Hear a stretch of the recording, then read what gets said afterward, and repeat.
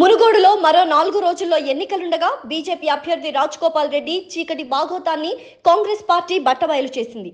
రాజగోపాల్ రెడ్డి కాంగ్రెస్ పార్టీకి ఎందుకు రాజీనామా చేసింది, ఏ స్వార్థ ప్రయోజనాల కోసం బీజేపీలో చేరాడనే విషయాన్ని కాంగ్రెస్ నేత మధు యాష్కి గౌడ్ మీడియాకు ఆధారాలతో సహా వివరించారు.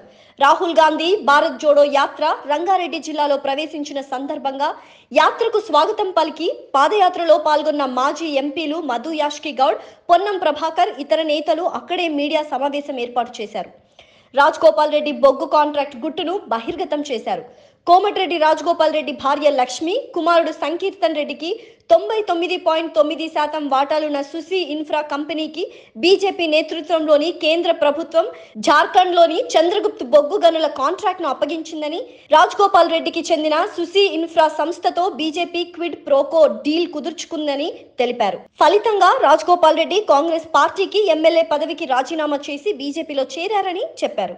కాంట్రాక్ట్ ప్రాజెక్టు అంచనా వ్యయం 3,437 కోట్లు కాగా ప్రాజెక్టు విలువ 18,264 కోట్లు అని, ఈ ప్రాజెక్టులో 52% ఆదాయం వస్తుందని వెల్లడించారు. దీనికి సంబంధించిన ఆధారాలను మీడియాకు చూపించారు.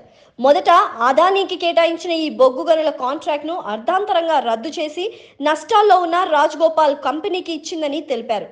ఈ కాంట్రాక్ట్ కోసం రాజగోపాల్ రెడ్డి 2021 నుంచి బీజేపీతో మొదలుపెట్టిన సంప్రదింపుల ప్రక్రియ 2022 ఆగస్టుతో ముగిసిందని చెప్పారు.